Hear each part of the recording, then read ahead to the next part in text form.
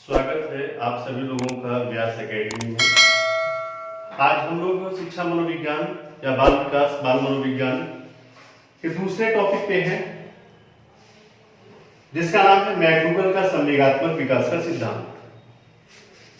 इससे पहले पिछली क्लास में हम लोगों ने जो पढ़ा था वो था कोलबर्ग का नैतिक विकास का सिद्धांत, जो कि आपको मैंने बताया था वो चाहे सीटेट हो या टेट हो या आपका नवोदय का एग्जाम हो या केवीएस का कोई एग्जाम हो, जहां भी शिक्षा मनोविज्ञान या बाल मनोविज्ञान पूछा जाता है वहां पर यहां से संबंधित प्रश्न बनते हैं। वो चाहे तो मैकडूगल का संवेगात्मक विकास का सिद्धांत हो या कोलबर्ग का नैतिक विकास का सिद्धांत हो या वाइगोत्स्की का जेडपीडी का सिद्धांत हो, इन सभी से प्रश्न बनते ही बनते हैं। आपसे सीधे से एक प्रश्न पूछ लिया जाएगा कि संवेगात्मक विकास का सिद्धांत किसने दिया है, तो आप क्या कहेंगे? मैकडूगल ने दिया है। सीधी सी बात है। तो चार सिद्धांत आपको याद करने हैं। सबसे पहले कोलबर्ग का नैतिक विकास का सिद्धांत, दूसरा है मैकडूगल का संवेगात्मक विकास का सिद्धांत, जीन पियाजे का संज्ञानात्मक विकास का सिद्धांत, और इसके बाद वाइगोत्स्की का जेडपीडी का सिद्धांत, या इसको हम सामाजिक सांस्कृतिक विकास का सिद्धांत भी कहते हैं, और इसे कई नामों से हम जानते हैं।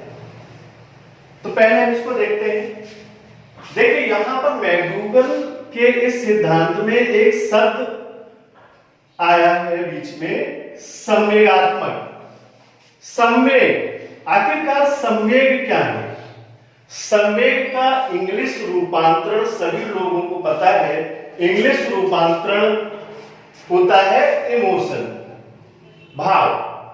और इमोशन जो शब्द है वो लैटिन भाषा के किस शब्द से बना है? इमोवियर से बना है। किस शब्द से बना है?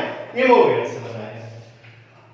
कभी पूछ लेते हैं कि इमोशन किससे बना है, तो लैटिन भाषा से बना है। लैटिन भाषा के शब्द इमोवियर से बना है। साथ साथ में इमोवियर का अर्थ क्या होता है? तो इमोवियर का अर्थ होता है उथल पुथल या हलचल। ध्यान रखिएगा, इमोवियर का अर्थ क्या है? उथल पुथल या हलचल।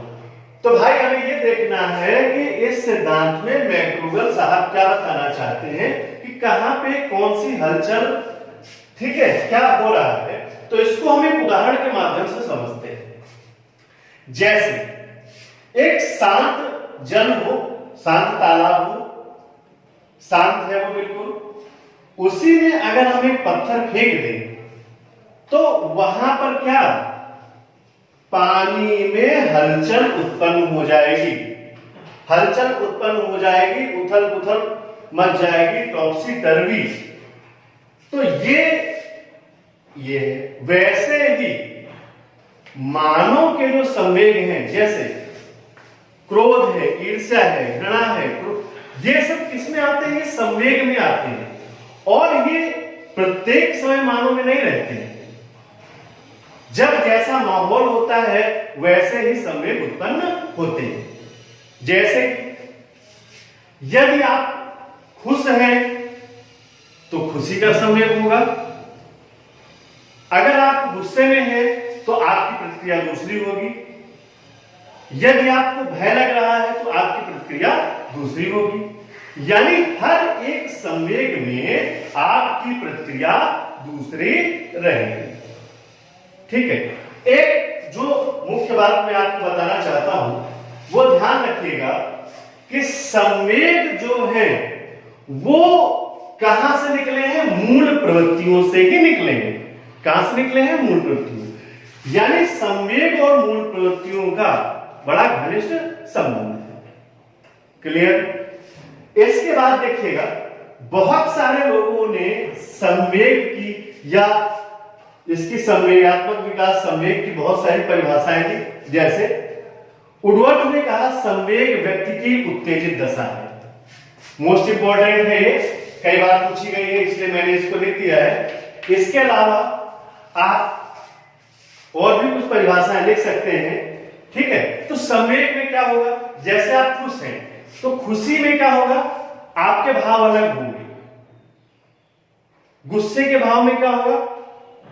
वहां प्रतिक्रिया दूसरी होगी। जैसे जब संवेग की भावना है, क्रोध आता है, तो हृदय की गति बढ़ जाती है, रक्तचाप बढ़ जाता है, सांस लेने की गति बढ़ जाती है, चेहरे के भावों में परिवर्तन हो जाता है। अब इसी क्रोध को जरा आप हंसी से तुलना करिए। हंसी में क्या होता है? चेहरे के भाव क्रोध के भाव से अलग होते हैं, यानी हर एक संवेग जो है वो अलग प्रतिक्रिया देता है। संवेगों की कुछ विशेषताएं भी है, इस संवेगात्मक सिद्धांत की कुछ विशेषताएं भी है। जैसे यह सिद्धांत मूल प्रवृत्तियों पर आधारित है।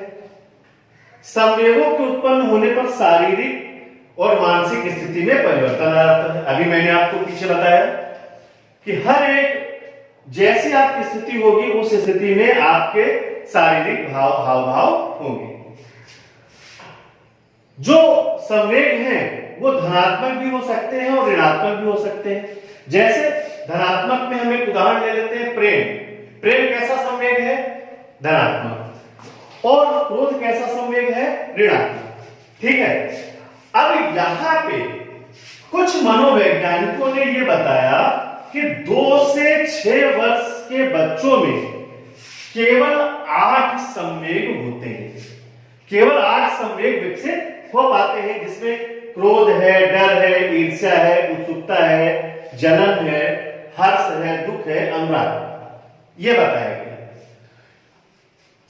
जब बालक की आयु बढ़ती है, जब वो 6 से 12 वर्ष की अवस्था में प्रवेश करता है, तो यही संवेग क्या है? ये पाते हैं।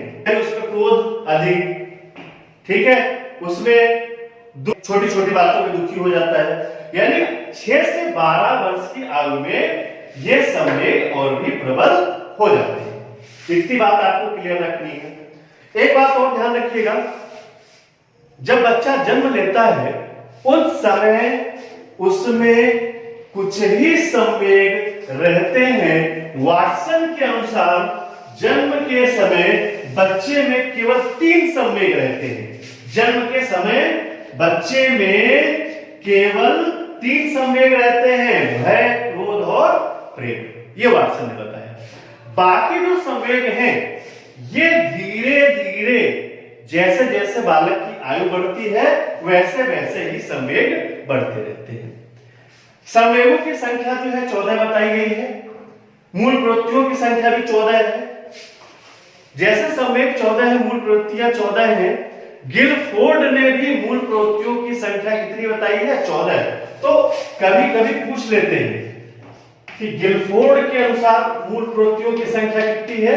तो गिलफोर्ड के अनुसार मूल प्रवृत्तियों की संख्या 14 है। क्लियर? ध्यान रखिए एक बात। और सारे जो संवेग हैं वो एक साथ विकसित नहीं होते हैं, वो धीरे धीरे विकसित होते हैं। एक बात यहां पे छूट रही है, वो आपको मैं बताना चाहता हूं। संवेग प्राकृतिक भी होते हैं और विकसित भी होते हैं। जैसे क्रोध करना क्या किसी बालक को सिखाना पड़ता है? गुस्सा करना नहीं। तो ये कैसा संवेग है?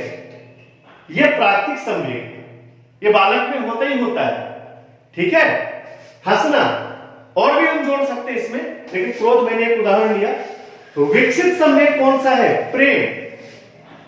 प्रेम जैसे जैसे बच्चों की आयु बढ़ती है वैसे वैसे ही क्या होता है? प्रेम की भावना भी बढ़ने लगती है। इतना आप लोगों को क्लियर होना चाहिए। क्लियर है? ठीक है।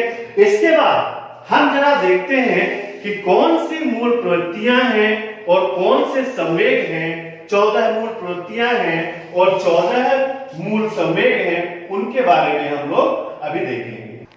तो हम बात करते हैं, मैकगूगल द्वारा दिए गए संवेगों की बात करते हैं, जो कि जिनका आधार मूल प्रवृत्तियां हैं, जिसमें से आप देख रहे हैं कि इसमें इनकी संख्या को अगर आप टोटल देखें तो टोटल 14 ये मूल संवेग बताए गए।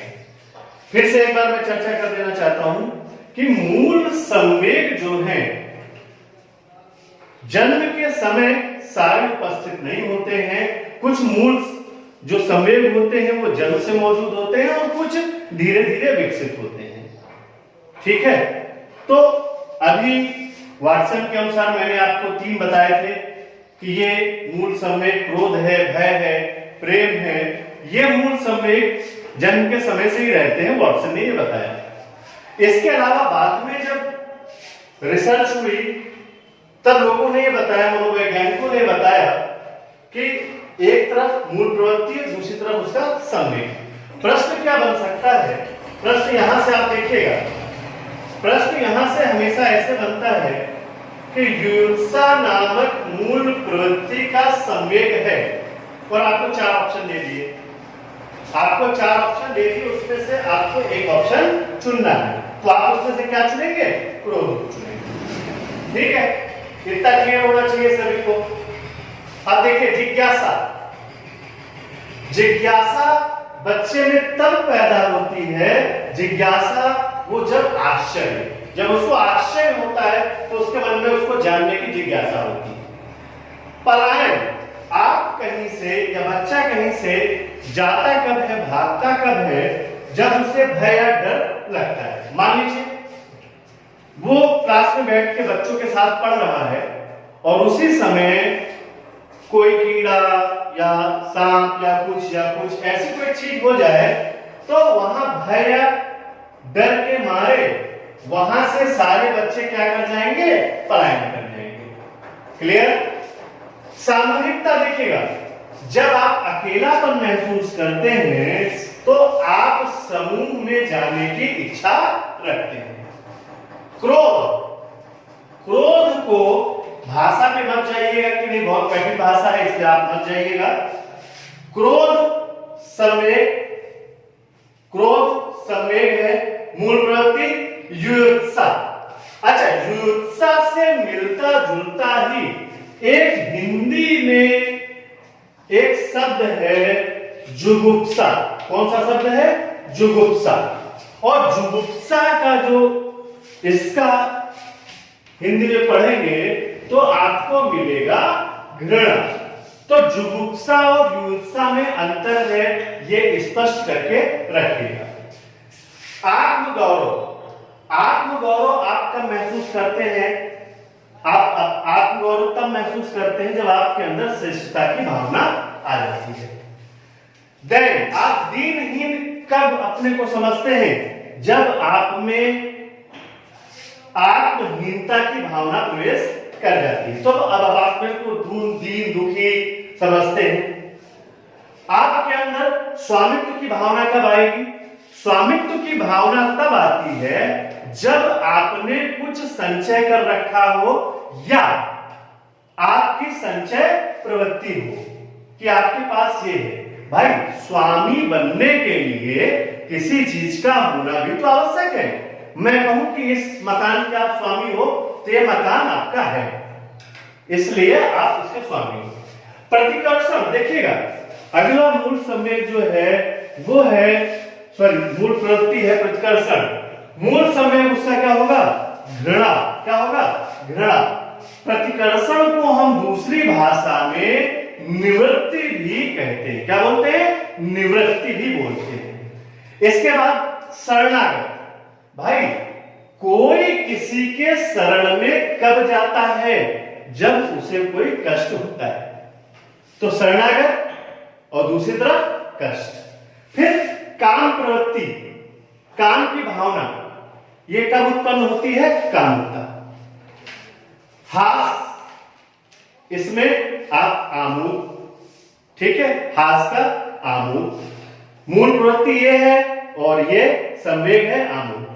भोजनान्वेषण यानी भोजन की खोज।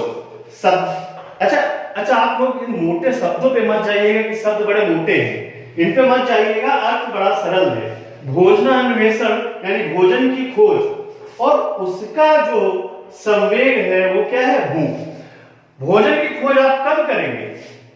जब आपको भूख लगी होगी, ठीक है, तभी तो आप भोजन की तलाश में होंगे, खाना बनाएंगे, ठीक है, या कहीं खाने जाएंगे जब आपको भूख लगेगी। भूख नहीं है तब भी आप क्या खाना खाएंगे? नहीं। अब इसके बाद देखिएगा वात्सल्य। वात्सल्य की भावना कब आती है? जब संतान कामना, संतान कामना, ये वात्सल्य है। इसमें आपको कुछ हिंदी में भी मिल जाएंगे। रचना धर्मिता, रचना धर्मिता का मतलब है कि कुछ स्वाभाविक रूप से बना लेना। तो ये कब आती है? जब बच्चा कैसा होता है? सृजनशील होता है, अर्थात उसमें सृजनात्मकता की भावना होती है। तो यहां से आपसे जो प्रश्न पूछे जाएंगे तो आपसे पूछ लिया जाएगा कि आश्चर्य नाम का संवेग है, उसके मूल प्रवृत्ति क्या है? तो क्या है यहाँ पे? जिज्ञासा है, या जिज्ञासा मूल प्रवृत्ति का संवेग क्या है? आश्चर्य। तो आपको इन 14 को याद करना है, लेकिन 4-4 के क्रम में आप इनको याद कर लीजिए। जैसे 4 आपने यह याद कर लिए, उसके बाद 4 याद आपने, फिर आपने 4 याद कर लिए, फिर आपने 2 याद कर लिए। ऐसे करके आप याद कर पाएंगे, तभी आपको याद होगा। क्लियर? अच्छा, मुझे लगता है कि आपको जितना मैंने आपको बताया है ये समझ में आया होगा। और आप लोगों से एक अपील है, आप लोगों से एक अपील है कि आप लोग सभी इस वीडियो को देख के सब्सक्राइब करिए, लाइक करिए, और जो कमियां हैं, जो वीडियो या ऑडियो में कहीं कोई कमी है तो उसको शेयर करिए ताकि हम उसमें सुधार कर सकें। ठीक है? ओके।